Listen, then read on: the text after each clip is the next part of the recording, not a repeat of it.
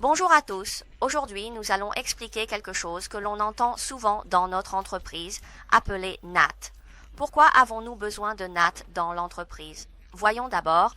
Supposons que ce soit un dispositif de passerelle de notre entreprise. En général, nous appelons ce dispositif de passerelle JW et il est chargé de se connecter avec les opérateurs. Par exemple, notre R ici représente l'opérateur. Dans ce processus, à l'avenir, nous devrons passer par l'opérateur pour accéder à Internet. Alors, si notre entreprise traite des affaires avec l'opérateur, quelle situation se présente généralement?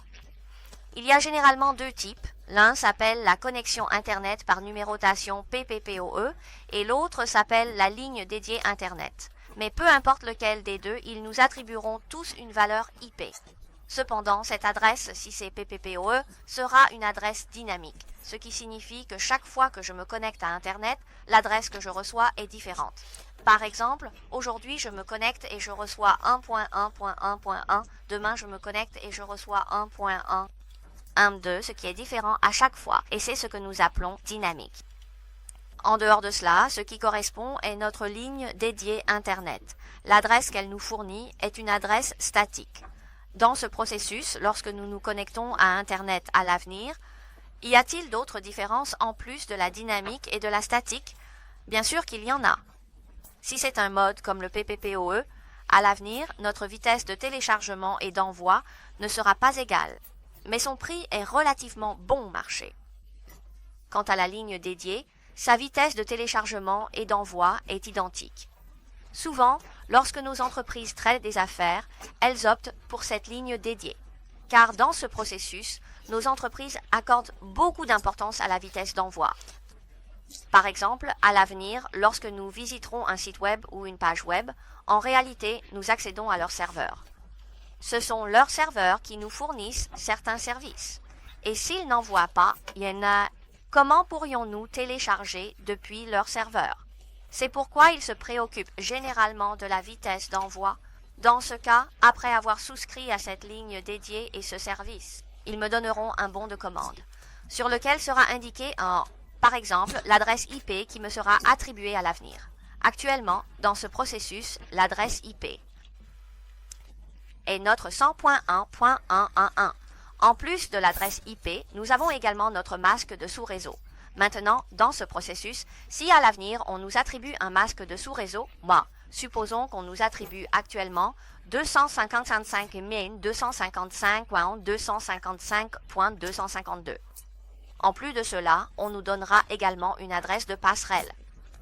Supposons que l'adresse de passerelle qui nous est attribuée soit 100.1.11.2. Alors, qu'est-ce que cela prouve ici? Tout d'abord, nous devons savoir que l'adresse 100.1.1.1 qui nous sera attribuée à l'avenir doit être configurée sur un appareil. Mais sur quel appareil dois-je la configurer? Dois-je la configurer pour mes utilisateurs en aval? On ne m'a donné qu'une seule adresse. Alors que faire si je dois la configurer sur d'autres appareils? Alors, cette adresse? En réalité, nous devons la configurer sur la passerelle pour l'interconnexion avec l'opérateur, sur l'interface J001. À l'avenir, cela servira à l'interconnexion avec l'opérateur. Supposons que l'adresse soit 100.1.11. Alors, où se trouve la passerelle ici, puisque nous allons accéder à n'importe quel site web à l'avenir? Que ce soit pour aller sur YouTube ou pour accéder à certains sites internes de différents pays, dans ce processus, nous devons en fait passer par l'opérateur pour nous connecter à Internet. À l'avenir, lorsque l'opérateur nous fournira une interconnexion, il devra également nous donner une adresse, nous indiquant que si nous voulons le contacter. Pour accéder à Internet, il n'y a pas de problème.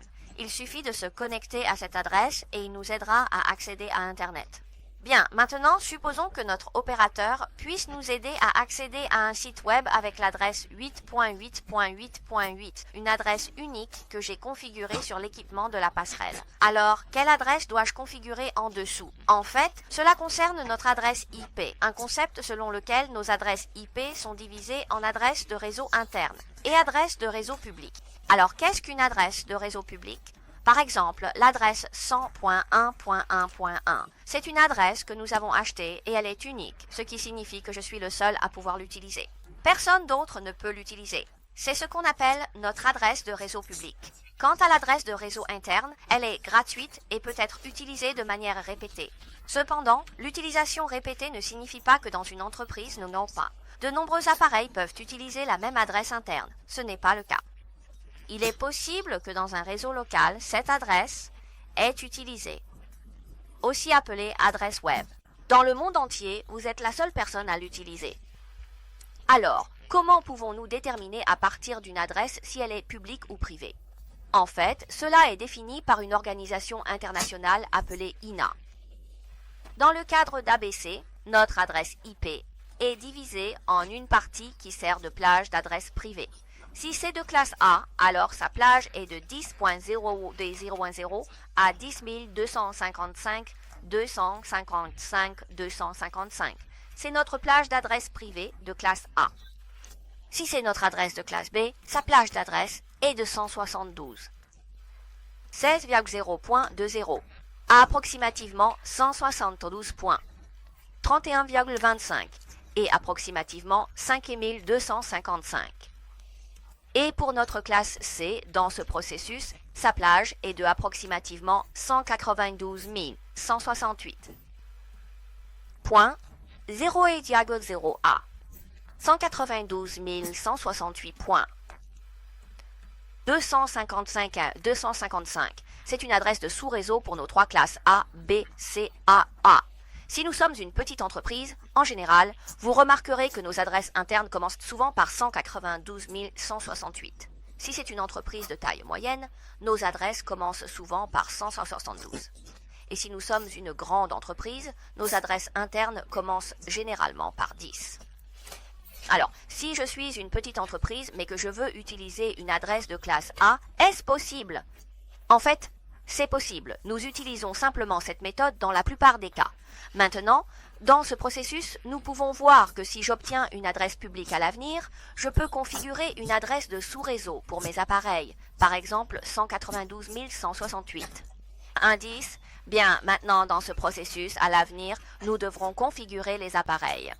Par exemple, dans le PC, nous devons le configurer. Sa valeur IP, 192.168.1.10 et notre masque de sous-réseau est 255.255.255.0 et notre passerelle est 192.168.1.1. Donc notre PC, sa passerelle est assez spéciale. Parce que notre PC ici génère des données, son principal rôle n'est pas d'aider à transmettre pour les autres. Maintenant, dans ce contexte, si vous lui attribuez une adresse de passerelle à l'avenir, cette adresse de passerelle est déployée sur l'interface de notre appareil, une adresse IP. À l'avenir, dès que je rencontre quelque chose que je ne connais pas, c'est-à-dire qui n'est pas dans ma table de routage, je l'enverrai à la passerelle pour qu'elle le transmette pour moi. Supposons que dans ce processus, nous utilisions le port 0000 de cette passerelle pour servir d'adresse de passerelle pour mon PC. Bien, à l'avenir, nous devrons toujours effectuer une configuration sur l'appareil. Par exemple, maintenant, nous entrons dans l'appareil. Tout d'abord, je dois changer le nom. Par exemple, dans ce processus, je dois d'abord passer de la vue utilisateur à la vue système, puis entrer dans notre interface pour configurer l'adresse IP. Bien sûr, ici, nous allons d'abord modifier son nom. Supposons que son nom soit JW. Après avoir renommé la passerelle W, nous allons ensuite configurer la valeur IP pour l'interface J000, puis nous lui attribuons l'adresse IP 192 168.1.1 comme passerelle pour mon PC en dessous. Et ici, nous devons également configurer le masque VA, que nous pouvons simplement remplacer par la longueur du préfixe. En plus de cela, je dois me connecter à notre opérateur. Donc, je dois également entrer dans l'interface 001 pour lui attribuer une adresse IP, qui est ici 100.1.1.1. Et le masque que j'ai attribué est 255.255.255. Si nous convertissons cela en longueur de masque, c'est 30 bits. Bien, maintenant ici, c'est notre passerelle. Nous l'avons configurée et du côté de l'opérateur, nous devons également la configurer. De même, je dois d'abord entrer dans notre vue système, puis changer son nom. Par exemple, ici, nous l'appellerons opérateur. En plus de cela, nous devons lui attribuer une interface pour se connecter à cette passerelle. Pour cela, je dois configurer une adresse IP sur le port G000, qui correspond à l'opérateur mentionné dans notre bon de commande. Pour notre PC dans l'entreprise, l'adresse de la passerelle est 100 points. 1.1.2, puis ici, nous écrivons un masque de sous-réseau de 30 bits. En dehors de cela, si à l'avenir je veux simuler j'ai un tel segment de réseau à l'arrière, nous pouvons directement passer par cet appareil. Pour simuler l'arrière, j'ai un tel segment de réseau en montant et l'interface 0, c'est une interface virtuelle. Donc, maintenant dans ce processus, nous pouvons utiliser l'adresse IP 8.8. 8.8 avec un masque de 32 bits. Cela simule un tel segment de réseau à l'arrière. Bien, maintenant ici, regardons. Si maintenant je peux accéder directement à l'opérateur depuis ma passerelle. Ici, nous pouvons utiliser la commande ping 100.1.1.2. Si je peux y accéder, cela prouve que ma configuration est correcte. Maintenant, dans ce processus, c'est possible, car nous sommes directement connectés. Puisque je peux accéder à cet opérateur depuis ma passerelle, puis-je accéder à 8.8.8.8. Est-ce possible? Voyons cela maintenant. Ping 8.8.8.8. À ce moment-là, ce n'est pas possible. Pourquoi cela n'est-il pas possible dans ce processus? Parce que lorsque l'équipement fait le transfert, il doit consulter la table de routage. Alors, comment consulter la table de routage ici? Nous devons utiliser une commande appelée Display IP Routing Table. Maintenant, dans ce processus, y a-t-il notre destination 8.8.8.8? Il n'y en a pas. Donc ici, s'il n'y en a pas, il ne peut pas faire le transfert. À l'avenir, lorsque nous accédons à n'importe quel endroit, c'est en fait toujours via l'opérateur. Donc ici, nous pouvons écrire une route statique spéciale, également appelée route par défaut, ce qui signifie que peu importe où je vais à l'avenir, je dois l'envoyer à l'opérateur. Maintenant, est-ce que je sais quel site web je vais visiter à l'avenir? Je ne sais pas, donc nous utilisons 0.0.0.0 pour le remplacer.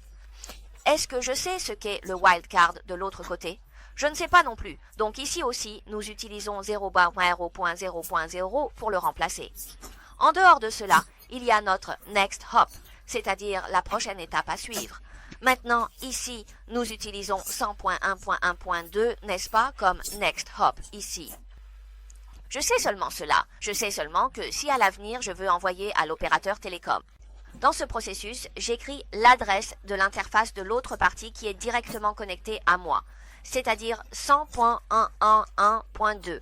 Maintenant, puis-je accéder à mon 8.8.8.8 ici? N'y a-t-il pas de problème? Bien, maintenant regardons mon PC1. Puis-je accéder à ma propre passerelle? Voyons cela d'abord. Ping 192.168.1.1. Maintenant, dans ce processus, c'est possible. Si je peux accéder à ma propre passerelle. Ma passerelle peut-elle utiliser l'opérateur pour accéder au 8.8.8.8 ici? Alors, puis-je accéder directement à ce 8.8.8.8? Comment puis-je vérifier cela? Maintenant, si j'essaye d'accéder à ce 8.8.8.8, est-ce que je peux recevoir des messages? Il semble que cela ne fonctionne pas du tout. Pourquoi cela ne fonctionne-t-il pas? Tout d'abord, nous devons considérer une chose. Ici, nous utilisons 192.18.1.10. Qu'est-ce que c'est? C'est une adresse de réseau interne. Wow. Qu'est-ce qu'une adresse de réseau interne? Cela signifie que n'importe quel réseau interne, n'importe quel réseau local peut avoir un appareil appelé 192.18.1.10. Par exemple, je suis en train de naviguer sur Internet et tout le monde est également en ligne. Chacun de nous regarde YouTube, mais chacun veut voir un contenu différent. Par exemple, certaines personnes aiment écouter des chansons. Certains camarades aiment écouter des sujets liés à Internet. D'autres aiment écouter ou regarder des gens danser. Il y a aussi des camarades qui aiment regarder des vidéos de dégustation de nourriture. Maintenant, dans ce contexte, chacun accède au serveur YouTube, mais les demandes de chacun sont différentes. Par exemple, je veux écouter des chansons, tandis que d'autres camarades veulent écouter de la danse, mais pour le serveur. Toutes les demandes proviennent de l'adresse 192.18.1.10. Dans ce cas, il est impossible de déterminer qui correspond à qui. Donc ici, en réalité, nous ne pouvons pas utiliser une adresse de réseau interne pour accéder à une adresse publique. Nous devons effectuer une conversion en... Comment faire cette conversion? C'est là qu'intervient notre protocole de traduction d'adresse réseau, ou NAT. Cela signifie que vous avez une adresse interne, mais lorsque vous sortez, je vous convertis en une adresse unique. Je vous convertis en une adresse publique. Le NAT a plusieurs types. Nous disons que n'importe quel réseau interne peut avoir cette adresse interne. Donc, nous devons effectuer une conversion. Dans les entreprises, ce qui est le plus utilisé, c'est en fait l'Easy IP. Que signifie-t-il? Cela signifie que n'importe quelle adresse IP, lorsque vous sortez pour accéder à Internet, je la convertis en une adresse de sortie. Par exemple, maintenant, dans ce cas, mon PC1 veut accéder à Internet, eh bien, je vous convertis en l'adresse de l'interface J001. Alors, comment procéder ici? Aujourd'hui, nous allons simplement vous montrer l'Easy IP. Si vous êtes intéressé par d'autres types de NAT, comme le NAT statique, le NAT dynamique, le NAPT, le serveur NAT, il y a en fait beaucoup de types. Au total, il y en a 5. Alors, aujourd'hui, nous allons nous concentrer sur un type. Si cela vous intéresse, vous pouvez m'envoyer un message privé et je peux également échanger des informations techniques sous notre vidéo. Maintenant, voyons si dans ce processus, je dois configurer ce NAT.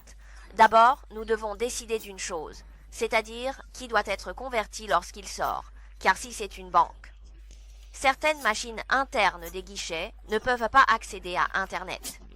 En général, les entreprises n'ont pas de règles spécifiques, mais ici, nous devons rédiger une liste de contrôle d'accès, appelée ACL, pour déterminer qui doit être converti en sortant et qui ne le doit pas. En général, nous utilisons des règles de base. ACL, par exemple ACL 2000, ce 2000 est un numéro. Alors nous écrivons la règle correspondante, règle permettre. Source n'importe laquelle. Alors, qu'en est-il des petites entreprises à l'avenir? En fait, leurs exigences ne sont pas si nombreuses. N'importe qui peut aller en ligne. Donc ici, j'ai stipulé que lorsque quelqu'un sort, je fais une conversion. Bien, maintenant ici, j'ai juste écrit cette règle. Mais je ne l'ai pas encore appliquée, ce qui signifie que personne ne fait cela pour l'instant. À l'avenir, nous devrons appeler NAT sous l'interface. Ceci est notre interface de sortie de passerelle d'entreprise. Et tout le trafic doit passer par cette interface pour se connecter aux opérateurs. Par conséquent, nous choisirons de faire le NAT sur cette interface J001. Alors, comment le faire? Cela s'appelle NAT Output 2000, ce qui signifie que dans ce processus, lorsque je sors, je fais une conversion pour vous. Comment se fait cette conversion? Par exemple, ici, nous n'avons pas appuyé sur Entrée, nous ne l'avons pas activé, donc normalement, lorsque je vais chercher ce J001. Voyons cela en capturant des paquets dans ANFI. La capture de paquets peut aider tout le monde à mieux comprendre certaines situations de transmission de données dans le réseau. Maintenant, dans ce processus, supposons que j'utilise ce PC pour accéder à l'opérateur. Je fais un ping sur 8.8.8.8 dans ce processus. Les données iront à notre passerelle et notre passerelle les enverra à l'opérateur en fonction de sa table d'enregistrement. Cependant, dans ce cas, l'opérateur ne nous répondra pas, car ici, l'adresse que j'envoie, mon adresse IP d'origine est 192.0.18.1210, que je veux envoyer à l'autre partie. L'adresse de l'autre partie est 8.8.8.8, mais à l'avenir, lorsqu'ils voudront me renvoyer un paquet, ils ne pourront pas le faire, car c'est d'abord une adresse de réseau local. Et chaque réseau local interne a une adresse de réseau local. Ensuite, sa table de routage ne l'a pas. Mais si nous disons que nous sommes ici maintenant, après avoir configuré le NAT. Maintenant, regardons à nouveau. PC1, je vais à nouveau accéder à ce 8.8.8.8 et ici, je vais vous montrer une indication. En dessous, ce sont nos derniers paquets. Maintenant, lorsque je vais y accéder à nouveau, quelle est notre adresse d'origine? Notre adresse d'origine devient cette adresse de sortie qui est 100.1.1.1 et elle est envoyée à l'opérateur. L'opérateur sait maintenant que vous appartenez au segment de réseau 101.1.0. C'est directement sur moi. Je le reconnais. Et à l'avenir, je te répondrai via cette interface 0Jo00. Et l'équipement de la passerelle, étant donné qu'il possède également une table de mappage interne net, il peut donc répondre correctement à notre PC, permettant ainsi à nos utilisateurs en aval de communiquer. Dans notre entreprise, si à l'avenir tout le monde veut accéder à Internet, en fait tout le monde fera ce NAT, fera cette conversion de réseau vers le réseau public pour aider les appareils à réaliser une communication. C'est notre net. Si vous souhaitez apprendre la technologie de certification Huawei ou obtenir la banque de questions de certification Huawei, vous pouvez m'envoyer un message privé et je peux également laisser plus de commentaires sous la vidéo pour des échanges techniques. C'est notre sujet d'aujourd'hui.